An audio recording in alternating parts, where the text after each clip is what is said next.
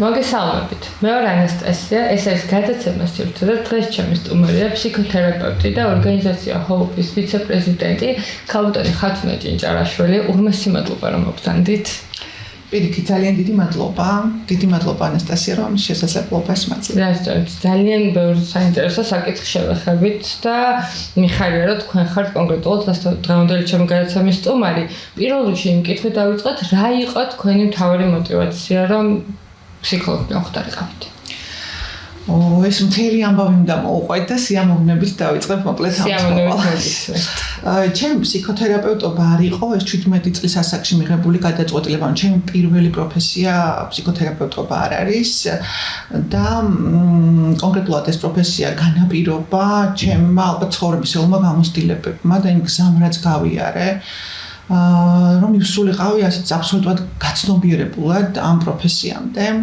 ეს იყო ალბათ იმ ირონული ტრაგედიის, იმ ძიმე დიაგნოზის, რის სიკადედანაც დამჭირდა და რის გამოც მივედი და დავდექი ამ მოცემულობის წინაშე, რომ ფსიქოთერაპია აღმოჩნდა ის, რამაც ყველაზე მეტად, ყველაზე საჭირო დროს ყველაზე მნიშვნელოვანი მხარდაჭერა გამიწია და შემდეგ როცა ჩვენ საკუთარ თავზე გამოცდი მის ეფექტიანობას, ბუნებრივია რომ გიჩნდება აბსოლუტურად ბუნებრივი სურვილი, რომ ის გახადო ყველასთვის ხელშესაღები და ხელმისაწვდომი და ფიქრობ, რომ ეს იყო ეს აბსოლუტურად გაცნობიერებულ ასაკში და გაცნობიერებული გადაწყვეტილება.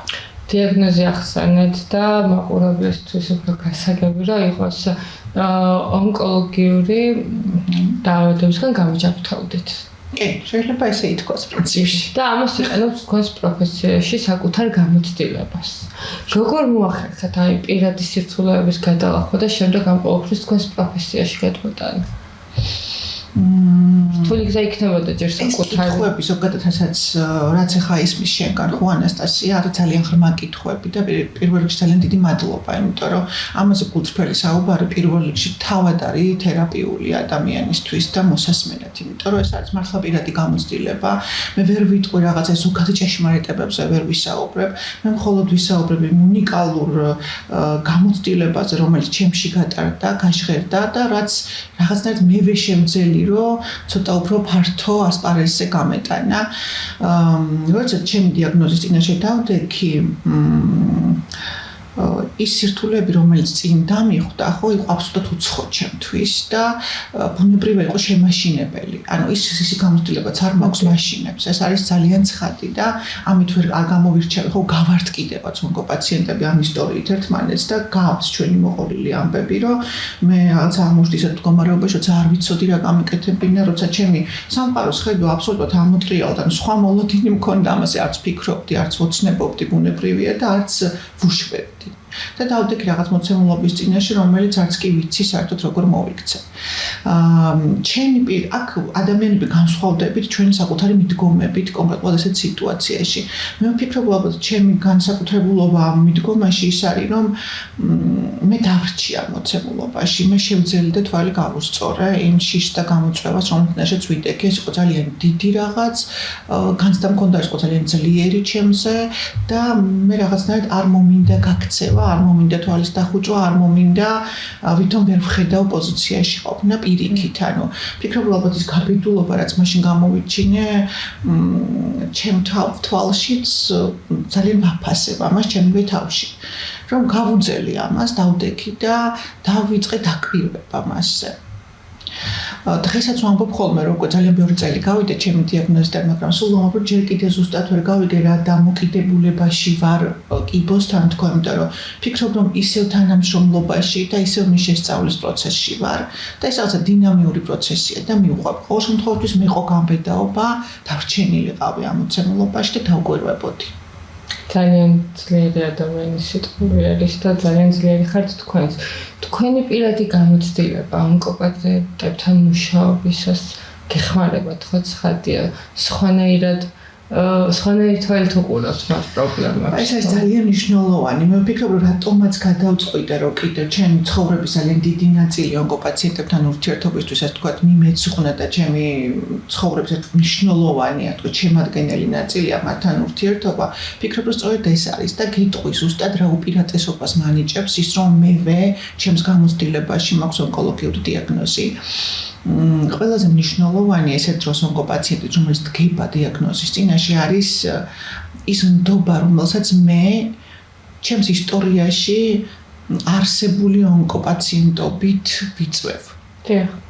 ეს არის განსაკუთრებული ნდობა, იმიტომ რომ ადამიანებს მიუხედავად იმისა, რომ შეიძლება არსებობდეს ექიმი, ონკოლოგი, ფსიქოთერაპევტი, რა ვიცი, უამრავი მეგობარი, ახლობელი, რომელიც ჩვენთვის ძალიან ახლო ადამიანია, გამოცდილებაში ქონა ამ დიაგნოზის განსაკუთრებულად გაახლოვებს და განსაკუთრებულად დაცულ და სანდო გარემოს გიქმნის მასთან ურთიერთობა. მე ვფიქრობ, რომ ეს არის ის განსაკუთრებულობა და რა ვიცი, ალბათ ის რესურსი, ის განსაკუთრებული მდგომარეობა, რომელიც ჩვენ შორის განსაკუთრებულ ნდობას აყალიბებს. და ეს ნდობა არის მე რაც საშუალებას მართლებს უფრო ღრმა ურთიერთობებში შესვლის. მან ზუსტად იცისას, რასაც თვითონ გადის, ეს თქვენ უკვე გავლილი გაქვთ და მისთვის უფრო მარტივი არის. მეცაც გეტყვი, ანასტასია, ამ სიტუაციაში, როცა ჩვენ დავდგებით ონკოლოგიური დიაგნოზის წინაშე, ჩვენ თვითონ არ ვიცით ხოლმე რას ვგრძნობთ. განა, იმიტომ რომ ვერ ვგრძნობ, უბრალოდ სახელდებას ვერ ვახერხებ. ეს ის იმდენად უცხოა, ახალია, რომ მე მას არ ვიცნობ. ამ შეგრძნებებს მე არ ვიცნობ. და ამიტომ მე განა არ მინდა რომ მოგიყვე რას ვხსნებ, უბრალოდ ვერ გიყვები. არ ვიცი როგორ მოგიყვე ამის შესახებ, ამე თვითონ არ ვიცნობ. და ჩემი გამოცდილების მქონე ადამიანთან ურთიერთობა საშუალებას მაძლევს, რომ რეზონირდეს მისი გამოცდილება ჩემთან და მარტივად დაერქვას რაღაც თავის სახელი, მარტივად გასაგები გახდეს, მარტივად გასაცემი გახდეს ჩემი მდგომარეობა და ეს მე ძალიან მათავისუფლებს. Absolutely, ეს თქვენ ახსენეთ, რომ მიიღეთ ეს მდგომარეობა და არ გაიქეცით. სამწუხაროდ ბევრი ადამიანის მიდგომა ყალიბდება ისე, რომ უარყოფა, აგრესია, რამდენად მნიშვნელოვანია, რომ ყველა ადამიანმა მიიღოს და გააცნობიეროს, იმიტომ რომ თუნდაც არსებობს პლაცებოს ეფექტი, ხო? ან გამოდის, რომ ფსიქოლოგიას უდიდესი მნიშვნელობა აქვს ადამიანის გამოჯანმრთელებაში. თქვენ როგორ ვდგებით ამ საკითხს, როგორ უნდა მოახერხოს ადამიანმა, რომ ის შიშები დაძლიოს? ანასტასია, ძალიან კარგი კითხვაა და თან ცოტა ალბათ რთული პასუხი გასაცემთ, იმიტომ ზოგადი ჭეშმარიტება რომ მიიღე შენი მოცემულობა, შენი მდგომარეობა, თითქოს ყველამ ვიცით. საქმე და საკითხი დგას ისე რომ როგორ მოვახერხო ეს, როგორ მივიღო, ხო? იმიტომ რომ ადამიანები ვიყენებთ სხვადასხვა სტრატეგიებს რთულ სიტუაციებში, ხო? ვიღაცა შეიძლება ურჩევნია რომ ამას არ იფიქროს, ან გაექცეს ამ მდგომარეობას, ან რაღაცა გადაიტანოს რაღაცაში და არ გაჩერდეს ამასთან, ხო? ამას თავის გამძლეობა ჭირდება, ხო? ჩვენ რაღაცა შესაფერისი მდგომარეობა უნდა გქონდეს, რომ აი ამას გავუძლო ამ მოცემულობას, ან ასატანი იყოს, ატანადი იყოს ჩემთვის. ამიტომ ეს არ არის მარტივი ამბავი. თუმცა ხა ეტაპებს, რომელსაც ჩვენ გავდივართ და გავდივართ მძიმე დიაგნოზის დროს, ხო? ეს არის მაგალითად თავიდან ყველას გვაქვს რაღაცა ესეთი უცნაური მდგომარეობა, სტრესის, შოკის, რაღაცა ვერ ხვდები რა მიჭირს ამ მოცემულობაში, ვარ თითქოს რაღაცა ჩემი ჩამოყალიბებული არსებული ცოდნები ყველაფრის მიმართ მსხრევა და რაღაცა ცოტა სხვა სამყაროში გადავედი, აი თითქოს რაღაცა ბუნდოვანი მდგომარეობა მაქვს. მე მაქვს უარყოფის მდგომარეობა, თუ აბსოლუტურად მინდა რომ ვუარყო ყველაფერი და გავექცე მართლა ამ მოცემულობას, იმიტომ რომ ხედავ რომ ძალიან მძიმეა ჩემთვის და მაქვს აბსოლუტური უარყოფა ამ მოცემულობის. მე შეიძლება გადავიდეს ეს ვაჭრობაში, უფრო რომ იქნებ ესეა, იქნებ ის, იქნებ ჯობდან, ესე ჯობდან, რაღაცა შეთავაზო თითქოს გარიგებაში შევიდე ამ მდგომარეობაში, კი ბატონო, და მე არის უკვე ეს ბრაზი უკვე საკმაოდ შემდგომი ეტაპია რა, რაღაცები გავლილი მაქვს უკვე და აი ბრაზის მდგომარეობაში არის რომ რამდენად მაქვს ჩემ თავთან დაშვებული რომ გაუბრაზდე, ანუ ლეგიტიმაციას რამდენად ვახდენ ბრაზისას, იმიტომ რომ მე შეიძლება თვითონ ჩემს ინდივიდუალურ მახასიათებლებში უბრალოდ უკრძალავდე ჩემ თავს გაბრაზების მდგომარეობას, ესეც ხდება, ხო? რამდენად შემიძლია რომ ეს ბრაზი დავრჩი ამ ბრაზთან, ამის ამტანობა მქონდეს.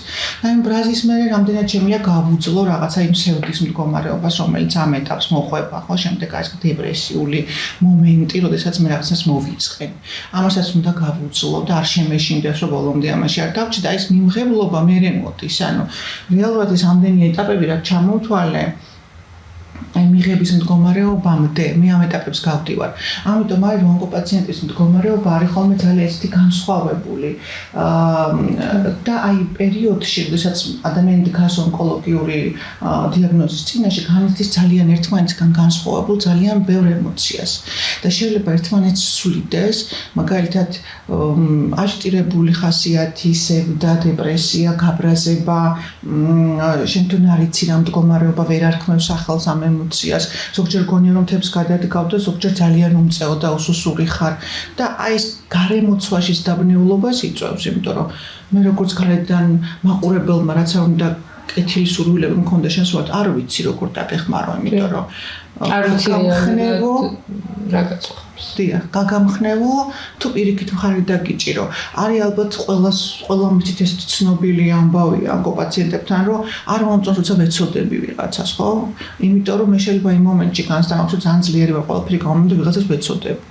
ან პირიქით მე თვითონ განსტამაქვს, რომ ახლა ძალიან მოვიწყინე, უსუსური ვარ და ვიღაცა არა უშავს კაცო რა მოხდა მე ჩვენ ყველაფერს შევძლებთ და ესეც არ რეზონირებს ჩემს მდგომარეობასთან. იმ მომენტში მე მინდა რომ რა თქმა უნდა. ამიტომ არის მნიშვნელოვანი და ეს მინდა ხოლმე ყოველთვის მივიტანო ადამიანთან, რომელსაც უწევთ აი გარემოცვაში ყოფნა ონკოპაციენტთან, რომ ეს არის აუცილებელი კონტაქტში ყოფნა და მე მიყვარს ამ სიტყვების თქვა პულსზე ხელის ჭერა, რომ შენ იგრძნო მისი მდგომარეობა და თან ხვედრილი იყო მის მდგომარეობასთან.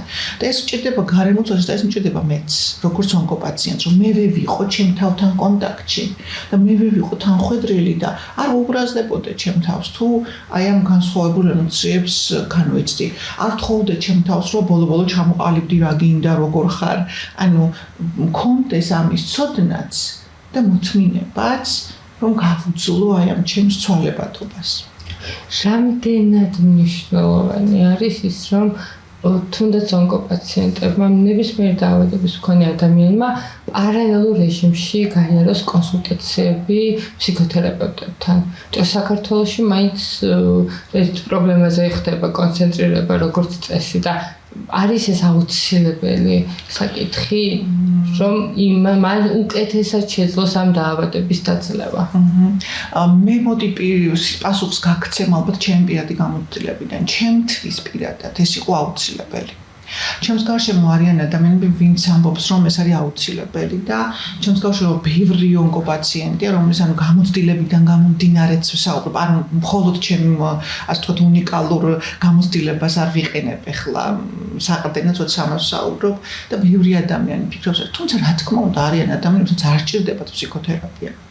შესაძლებელია რომ არსებობდეს, მაგრამ ეს ძალიან მცირე ნაწილია და დღეს უკვე არა მარტო მე, არა მარტო ჩვენ მსოფლიოთან ხდება კიბოს ან ფსიქოსომატურ ხასიათზე და მე ძალიან ბევრ კონფერენციებზე მიმწევსია, და თავად ექიმები საუბრობენ, ფსიქოთერაპევტები საუბრობენ, ფსიქოლოგები საუბრობენ აუცილებლობაზე, ონკოლოგიური დაავადების დროს ფსიქოთერაპიის ჩართულობაზე.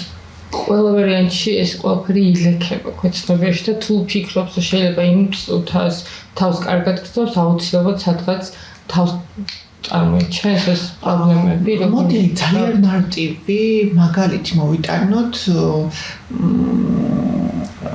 იმის თუ რაში მჭირდება ფსიქოთერაპია ზოგადად. რატო შეიძლება მჭირდებდეს ფსიქოთერაპია? ძალიან ფიზიოლოგიურ რაღაცებს შევადაროთ, იმიტომ რომ მარტივად ჩანს ხოლმე, როცა ფიზიოლოგიურს ვატარებთ, ხო? ანუ ჩვენ ადამიანებს გვაქვს გარკვეული იმისაც ვარ დავაადდეთ და არ გაგვიშტეთ ბაქტერიები არ დაგვესიოს, ჩვენ გვაქვს გარკვეული წესები, ჩვევები პირადი ჰიგიენის დაცვის. და ეს ძალიან ბუნებრივია, ხო? ჩვენ ვანაობთ, ვუვლით კბილს, პირის ღრუს ასე შემდეგ, ხო? ანუ ეს ჩვეულებრივი ჰიგიენის ნორმების დაცვა, რომელიც აუცილებელია და გვჭირდება იმისთვის, რომ რაღაცენ გარემოში ცხოვრობთ სავსეა ბაქტერიებით, რაღაცა მედიკობა გქონდეს, ხო, დავიცვათ. ეს ძალიან ჩვეულებრივია და ეს ჩვენმა შეგვიძლია გავაკეთოთ, ხო? ანუ პირველადი ჰიგიენა ჩვენმა შეგვიძლია უზრუნველყოთ. თუმცა არსებობს საჭიროებები, როდესაც მაგალითად უკვე მჭირდება მაგალითად ექიმის დახმა, სტომატოლოგთან მივდივარ, იმიტომ რომ რაღაცა გვილი გავიწმინდო. იმიტომ რომ რაღაცა უკვე ფიზიკური ხასიათი მიიღო და ვიდრე ჩემი ჩვევები ვეღარ შველის. ხო, რაღაცა უფრო მეტი დამჭირდა. ხო, იგივე თქვა, მაგალითად, მე შემიძლია შევიჭრა, მაგრამ რაღაცა მომენტში მჭირდება უკვე მაგალითად სტილისტის დახმარება. აი, ძალიან მარტივი მაგალითი მოვიტანე, რომ ეს კი არა, რომ ფსიქოთერაპევტი აუცილებლად მჭირდება მის გარეშე ვერ გადავრჩები. არა, რა თქმა უნდა, ჩვენ ძალიან კარგი თავდაცვის მექანიზმები გვაქვს, ძალიან კარგი. ჩვენი ფსიქიკა სწორედაც მაგიტომ არსებობს, რომ გადაგვარჩინოს, ანუ ადაპტაცია გაინცადოს და ის ამისთვისაა შექმნილი, მაგრამ არსებობს სიტუაციები, როდესაც ან ბევრად უფრო მარტივად შეუძლებ გამოსვლას რაღაც სიტუაციიდან. ან უფრო რაღაც მცირე დროში ან არის სიტუაციები, როდესაც უკვე შეუძლებელია რომ მე გავუმკლავდე და აუცილებლად მჭირდება ექიმის დახმარება. და აღიარება რომ მჭირდება დახმარება საერთოდ არ არის უხალოდ. ხო, როგორ შეიძლება ხა მე მაგალითად მცხოვრნოდეს რომ მაგალითად კარიესი მაქვს და სტომატოლოგთან უნდა წავიდეს, როგორ ანუ არ მე თვითონ უნდა უშველო ამ ჩემ კარიეს, აი ეს აკვიატება რატო უნდა მქონდეს, ხო? აქაც ესე არის, ანუ შეიძლება კვილი მე თვითონ გავიწმინდო, მაგრამ რაღაცა კარიესის დროს ექიმთან მივდივარ და ეს არ მიგვირს და არ ვქმნი აქედან პრობლემას. ასია თერაპიაც, ხო? ანუ რაღაცა მომენტში მე მაქვს გარკვეული ინსტრუმენტები, რომ ჩემ თავს მე თვითონ დავეხმარო, თუ რაღაცა პრობლემები გვარდება მეგობრებთან, ძალიან კარგი, ანუ ეს არის სივრცე, სადაც მე შემიძლია მხარდამჭერა მივიღო, მაგრამ რაღაცა ცდება ამას ზოგჯერ.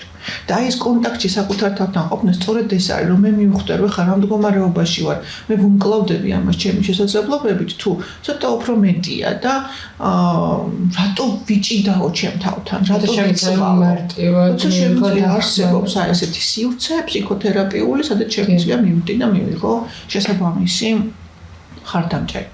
და მით უმეტეს ონკოპაციენტის დროს ჩვენ არ გვაქვს ესე არ ვემზადებით იმისთვის, რომ მე ახლა კიბო დამემართება და მე ამის მზაობა მაქვს. რატო უნდა დავრჩე ამ მოცემულობაში მარტო? როცა არსებობენ ჩემნერი გამოცდილების მქონე ადამიანები, როცა არსებობს ფსიქოთერაპია. მე ხوار დავრჩი აქ მარტო, ხო წავედი ექიმთან, მივმართე ონკოლოგს, მივიღე მედიკამენტები. ამ კიბო არ არის მხოლოდ ჯანმრთელობასთან დაკავშირებული პრობლემა. ის ძალიან კომპლექსურია, ძალიან ბევრი ჩანართებით არის, სოციალური ფაქტორებია, იქ არის ფსიქოლოგიური ფაქტორები, შენს იდენტურობასთან დაკავშირებული ფაქტორებია. უამრავი ცხოვრება ამ დიაგნოზის შემდეგ. იმიტომაც იყოფა, რომ ტრაუმული არის ჩემთვის. აი მოცემულობაში დადგომა ტრაუმულია და ტრაუმას ახასიათებს ეს, მყოფს, ფრაგმენტაციას აკეთებს ჩემსას. და მე ამ ფრაგმენტში ცხოვრება ძალიან რთულია. იმიტომ რომ ჩემი ნაწილები მეკარგება, ჩემი მთლიანობა მეკარგება. და ფსიქოთერაპიის ფუნქცია სწორედ ეს არის, რომ შეკრას გაამთლიანოს. გაპოვნინოს შენი ეს რაღაცა ცალკე გაბნეული ნაწილები და რაც უფრო მთლიანდება, აი ეს არის ბედნიერება. თქვენ თვითონ როგორ უმკლავდებით სტრესს? თქვენი გამოცდილება დამატებული სხვა ადამიანებთან ერთად იმ ყველაფრის თავიდან გავლა, რაც თქვენ უკვე გაიარეთ. ამას როგორ უმკლავდებით? ძალიან რთული იქნება. ჯერ საკუთარ თავზე გამოცადო და მე ყოველ ჯერზე თავიდან გაიარო ის ტკივილი, რაც უკვე გაიარა და გადავახე. ეს ძალიან საინტერესო კითხვა და პირველად უცეთ მე გადავწყვიტე რომ პაციენტების მხარდამჭერი და გამხდარიყავ, ჩემი შესაძლებლობებიდან გამომდინარე, მაშინ ჩემ თავსაც დაუსვი ეს კითხვა, რომ რამდენად მაქვს მსაობა, რომ ამას გავუძლო, იმიტომ რომ ეს არის მართლა ძალიან რთული და ხშირ შემთხვევაში არ არის ისე არ არის როგორც თქვა შენ გეგმავ ხო რაღაც სირთულეებთან გიწევს დადგომა. აი მაშინ ესეთი რაღაცა გამახსენდა რომ მაგალითად მიწისძვრების მეშინოდა ძალიან სანამ ჩემი შულები გაჩნდებოდნენ. როდესაც ჩემი შულები გაჩნდნენ, მან შემდეგ ანუ როდესაც პირველად აღმოჩნდა რომ მიწისძვრა იყო, იცი, მასაც შიში არ მქონდა მიწისძვრის, მე ორიენტირებული ვიყავ რომ ეს ჩემი შული უნდა გადამერჩინა, ერთი აქეთ ავიყვანე, მეორე აქეთ ავიყვანე, რაღაც არც უგრძნობდი რა იყო, ანუ მასთან ერთად დავდექი და მე თითქოს ფიქრობდი რომ საერთოდ აღარ მეშინოდა მიწისძვრის. და აი ეს მაგალითი რატომ მოვყევი? იმიტომ რომ აი ამ მიმართებაშიც ესე ვარ. ანუ გარკვეულ წილად აღმოჩნდა რომ ის რომ მე ამ შემთხვევაში ონკოპაციენტების გვერდით ვარ, აღმოჩნდა რომ მე უფრო მაძლიერებს და რა მასუსტებს. ან ჩემგან რაღაცა ენერგია მიაქვს და მე რაღაცა გამოწურული რაღაცა ვარ, რაღაცა დამცალავ. არა, ანუ თითოეული მათი მხარდაჭერა სხვაზე ზრუნვა აღმოჩნდა რომ შენ კიდევ უფრო გაძლიერებს.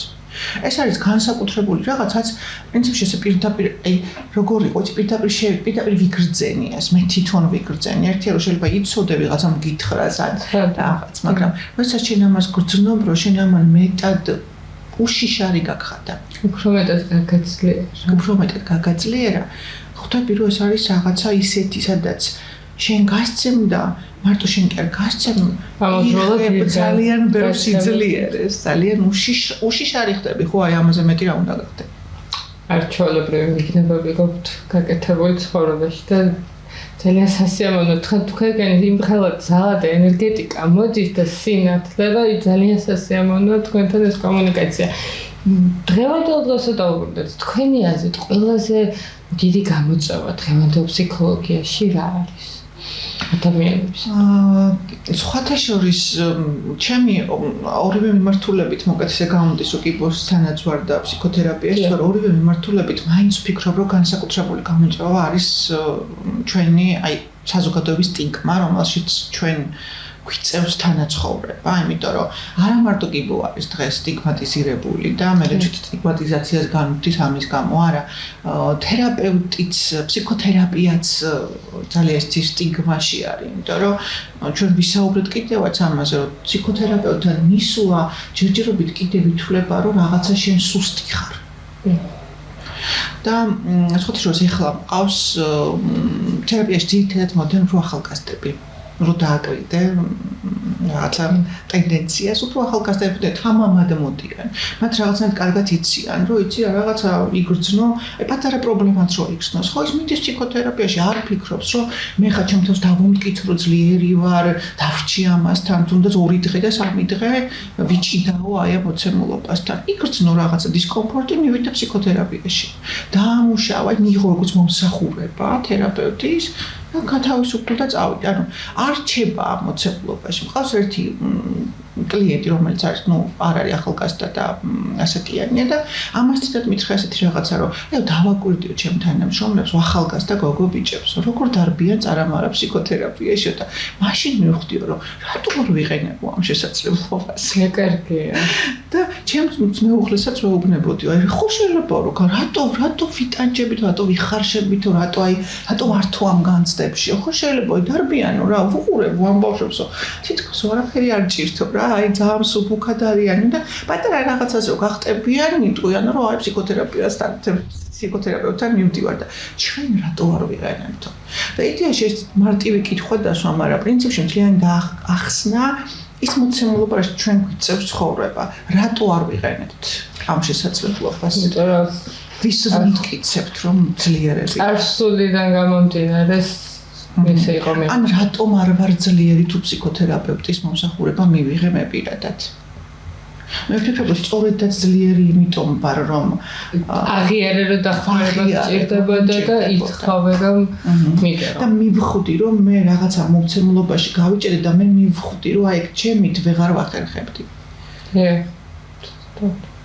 აბსოლუტურად გეთანხმებით, აუცილებელი არის, როგორც ექიმები ჭირდება ნებისმიერ საკითხში ფიზიკურად იმის რომ მედიკამენტი მივიღოთ, თუნდაც სულ სუსტად ისევე ჭირდება დახმარება და აფრიკაში არ არის ეს სიძლიერესთან და სისუსტესთან.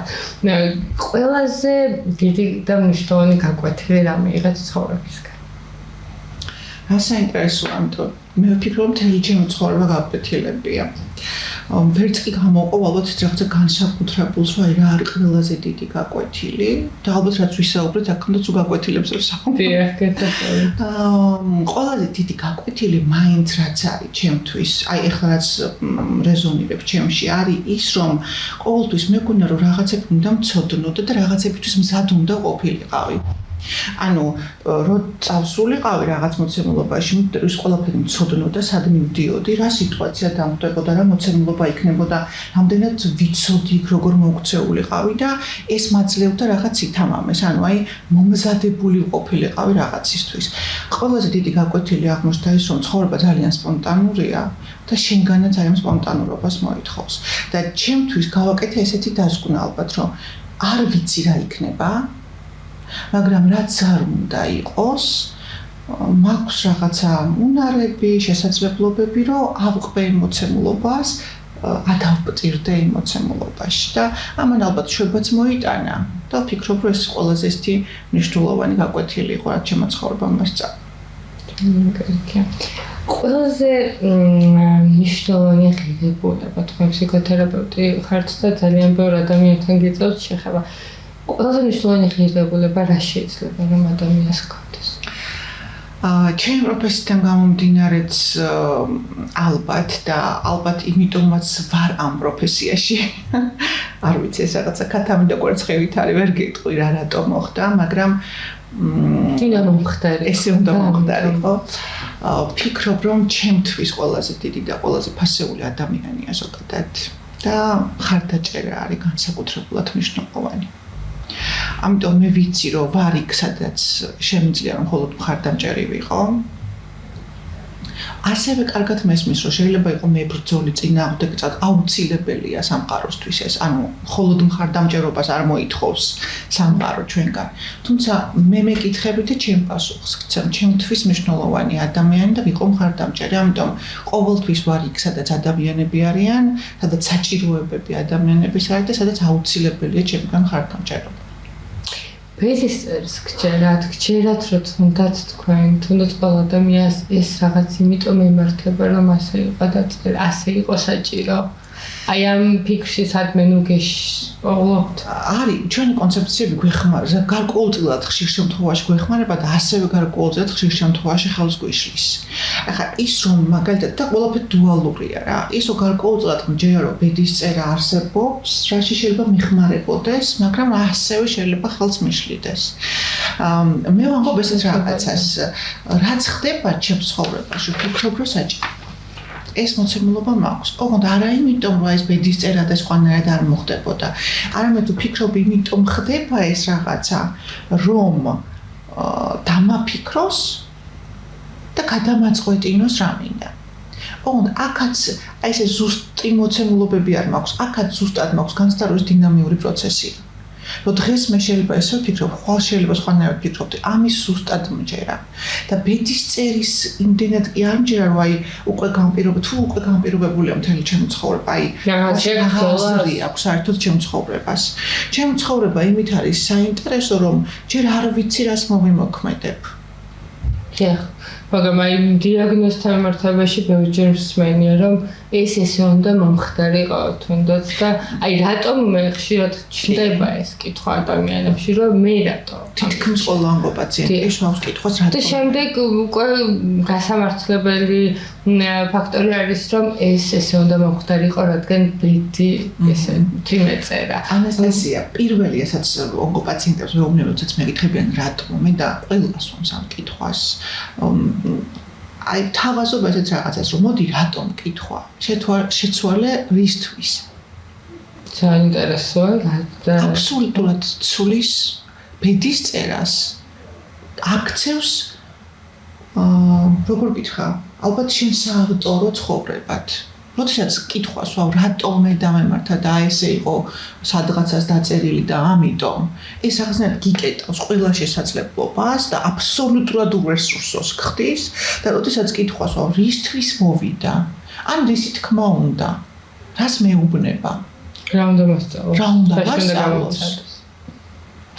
რა უნდა მომიტანოს მაშინ შენ თითქოს ხდები შენი ცხოვრების ავტორი მესმის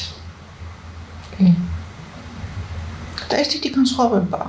ერთ შემთხვევაში შენ ურესურსო ხდები, იმიტომ რომ რაღაცას დაწერილი და ემორჩილები უსუსური ხარ და მეორე შემთხვევაში შენ შემოქმედი ხდები. შენ შეგიძლია შეცვლა რესურსული ხარ, რაღაცებს დაფიქრება შეგიძლია, რაღაცების შეცვლა შეგიძლია, რეფლექსია გაქვს, რაღაცა მიზეზშედეგობრივებს აკეთებ, აცნობიერებ შენს კონცეფციებს, ფიქრდები, რამდენად გჭირდება ან არ გჭირდება. იტოვებ რაც გჭირდება, რაც არ გჭირდება, უშვებ შენგან ტრანსფორმაციას აკეთებ. ანუ ბევრ რესურსს გასლევს, ქმედიც ხდის. ამიტომ ძალიან მარტივად, რატომ მე არა? მოდი რისთვის? რას მეუბნება? არჩეულებრივი მეკნება კიდევ ერთი. რამე ისეთი შემთხვევა გქონდათ თქვენს პროფესიაში, რომელიც განსაკუთრებულად დაგამახსოვრდათ?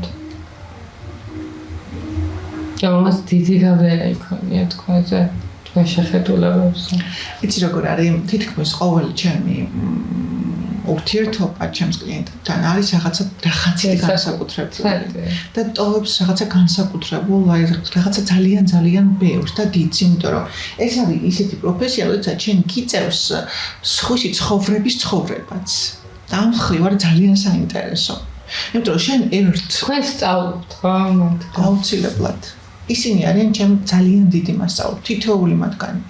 და მეც ადგეთ რაღაცნაირად იმდენად ახლო და შინაური ხდება თითოეული მათგანი, რომ თითქოს იმიტომ რომ შენ გაქვს ნაცხოვრები გაქვს ის ცხოვრება რაღაცა. და ასევე საშუალებაა რომ შენ ერთ პატარა შემოსაზღვრულ ცხოვრებაში ცხოვრო ბევრი ცხოვრება. ამიტომ ყველა უნიკალურია და ისე რომ გამოვყო განსაკუთრებით რომელიღაც არის ჩემთვის მნიშვნელოვანი, თითქოს ახლა დავფიქრდი და თითქოს არ მომეწონებოდა ეგ, იმიტომ რომ აი რაღაცა საკუთარი შვილიდან გამოყო რომელიღაცა შვილი ესე, აი ყველა ძალიან უნიკალურია. თქვენ ახსენეთ ორგანიზაცია ჰოპი. რისი პრეზიდენტიც ხარ, ეს ორგანიზაცია, სადაც ეხმარებით ადამიანებს და მოგმართავენ ხო რომ მოუყვეთ ცოტა მაყურებელს ამის შესახებაც თუ დასჭირდებათ. ეს არის ორგანიზაცია, ორი ორგანიზაციის წარმომადგენელი ვარ, ევროპატონე საქართველოს, შეიძლება კიდევ უფრო თქვათ ძუძუს კიბოს პაციენტთა ორგანიზაცია, უფრო ვიწრო პროფილი აქვს და ჰოუპი, რომელიც ყველა ტიპის კიბოს პაციენტს აერთიანებს, ორივე ორგანიზაციას წარმოადგენენ. ეს არის ორგანიზაცია, რომელიც ძალიან კეთილშობილურ კონცეფციაზე დგას. ეს არის პაციენტები პაციენტებისთვის. და ძალიან ხიბლავს ეს, იმიტომ რომ პირველ რიგში სამდაობის ხარისხიდან და მეორე მხრივ ის არის, რომ მე როგორც ყოფილმა ონკოპაციენტმა უკვე შემიძლია ჩემი წილი და წვლილი შევიტანო სხვა აი ვინც ეხლა დგას აი ამ გამოწვევის წინაშე მათ განკურნების და გამოჯამთელების პროცესში. ამიტომ ჩვენი კარი მოკლედ ღია ნებისმიერი ონკოპაციენტისთვის და მარტივია ჩვენთან კომუნიკაცია აი ამ სოციალური ქსელების მეშვეობით, ასევე პეკინის 10 ნომერში გვაქვს ესეთი ვარდისფერი სივრცე, სადაც ნებისმიერ ონკოპაციენტს შეუძლია მოვიდეს და მიიღოს მისთვის საჭირო მხარდაჭერა და ჩვენ ეს მხოლოდ გვაბედნიერებს. თქვენ იმდენად გიყვართ თქვენი პროფესია, რომ საუბრობთ ზოგადად ადამიანების დახმარებაზე, თქვენი სახეც კი იცვლება და ეს არაჩვეულებრივი და ძალიან იშვიათი არის ესეთი პროფესიონალიზმი. ფაქტობრივად შეიძლება ითქვას, რომ თქვენმა დიაგნოზმა განაპირობა თქვენი შემდეგი ცხოვრება, როგორ წარიმართ. ჩემმა დიაგნოზმა განაპირობა შეცვალა, მოატრიალა, როგორ თქვა და პრინციპში დამანახა თავიდან ბოლომდე ისაც ის ბუნდოვანება რაც მქონდა. რა მინდოდა, რა არ მინდოდა, მინდოდა კი, ნამდვილად მინდოდა თუ არ მინდოდა, ის ყველა ეჭვები, ანუ ისე ნათლად, კაფიოდ განსაზღვრა ჩემი ალბათ შემდგომი ცხოვრება. სრულიად გასაგებია. ჩვენს ორგანიზაციაში ძალიან ბევრი გოგო ამბობს ხოლმე ესეთ სიტყვას მადლობა კიბოს. ეს არის ალბათ როგორი უცნაური სიტყვათა შეთანხმება, ხო და ეს შეუსაბამობა მართლაც პარადოქსული ერთის მხრივ, მაგრამ მეორის მხრივ ალბათ ის რაც აძლევს ამ ადამიანს, გვაძლევს ჩვენ აი ხელა გამბედაობას. ხო, აი ეს ჟღერს შეუსაბამოთ, მაგრამ მთელი ეს რაღაცა გენიალურობა ამ შეუსაბამობაშია და ბევრმა ადამიანმა შეცვალა ყველაფერი, სწორედ იმ ელემენტარული ერთი სიტყვის შეცვლით, რატომ მე არა, რისთვის მე. და თუ ამას დაამარცხებს ადამიანი, ის შემდეგ ყველაფერს დაამარცხებს, რაც კი სხვანაირი ძალა გეძლევა. ასეულობების შესვლა ხდება, რა თქმა უნდა, შენ სხვა პრიორიტეტები გიჩნდება, სხვა მისწრაფებები აბსოლუტურად ანასტასია და სხვა რაღაცა სხვა სიმაღლიდან უყურებ რაღაცებს და ადამიანებს რაზეც ბრაზდებოდნენ ეცინებათ, რაზეც წინდათ ეცინებათ. და რაც ყველაზე მთავარი და აუცილებელია ბრძოლას ყოველთვის აქვს აზრი და კიბო არ არის განაჩენი. კიბო ნამდვილად არ არის განაჩენი, კიბო არის დიაგნოზი და როგორც სხვა დიაგნოზის დროს არ გვაქვს ხოლმე რა განაჩენი და დასრულდა, თუ ესე მივუდგებით კიბოსაც და გავითვალისწინებთ ყველგან გამოცდილებას, რომელიც დღეს მედიცინაში არსებობს, ფსიქოთერაპიაში არსებობს, პაციენტებთან არსებობს, ხო? ყველაფერს ამას თუ გავითვალისწინებთ ჩვენ მივიღებთ ემოციურ როცა შეიძლება თავმად თქვა რომ მადლობა ტიპოს. და თქვენი ყველაზე მნიშვნელოვანი რჩევა რაც შეგიძლიათ რომ ჩვენს მაყურებელს მისცეთ რა იქნება? რატომ და რისთვის ეს აუცილებლად დავიმახსოვრეთ რომ უნდა შევცვალოთ? რას ურჩევთ თქვენი პირადი გამოცდილებით? ალბათ გამბედაობას. ისევ მას ვამბობ ხა ჩემ პასუხს ვამბობ რა ჩემში რეზონირებს. ხშირად მეუბნებიან ხოლმე რომ რატო ამბობ რომ კიბო მაქვს ხო აღარ გაქვს. ნუ ვამბობ რომ არ გუშვება ამ დიაგნოზს ჩემგან და ვიტოვებ, იმიტომ რომ მან მომიტანა ყველაზე მთავარი გამბედაობა. გამბედაობა დაუშვა შეცდომები, არ შეგეშინდეს შეფასების, გაბედო ისეთ რაღაცები რაც არ გაგიბედია, რაზეც მაგალითად გეშინო და ეხლა სულ ცოტა ხნის წინ მაგალითად playback თეატრი ვითამაშეთ. ეს ნიშნავს იმას რომ აბსოლუტურად არამსახიობებმა მოვახერხეთ და სცენაზე დავდექით. გაბედეთ. ანუ გაბედოა ძალიან მაგარი რაღაცა. არ გეშინოდე შეცდომების და გაბედო. ალბათ რა ვიცი ეს რჩევა შეიძლება როგორც ფორმაში ყველაფერს შეძლებ და ყველანაირ სურვილს აისრულება ყოველ შემთხვევაში ეცდები მაინც რომ აისრულა ვიდრე მუდმივად რაღაც გინდოდეს. კი, რა თქმა უნდა. ძალიან საინტერესოა თქვენთან საუბარი და უღრმესი მადლობა სტუმრობისთვის. შემიძლია რომ დავუსრულებლად გესაუბროთ ისე კარგად და ყველაფერს აღწერთ. ძალიან დიდი მადლობა. ძალიან დიდ წარმატებას გისურვებთ, როგორც პირად ცხოვრებაში, ასევე დღეს პროფესიაში და ზუსტად ვიცი, რომ ძალიან ბევრ ადამიანს ეხმარებით და კიდევ უფრო მეტ ადამიანს დაეხმარებით. მოხარული ვიქნები, უღრმესი მადლობა. ძალიან დიდი მადლობა. მადლობა თქვენ. დროებით. დროებით.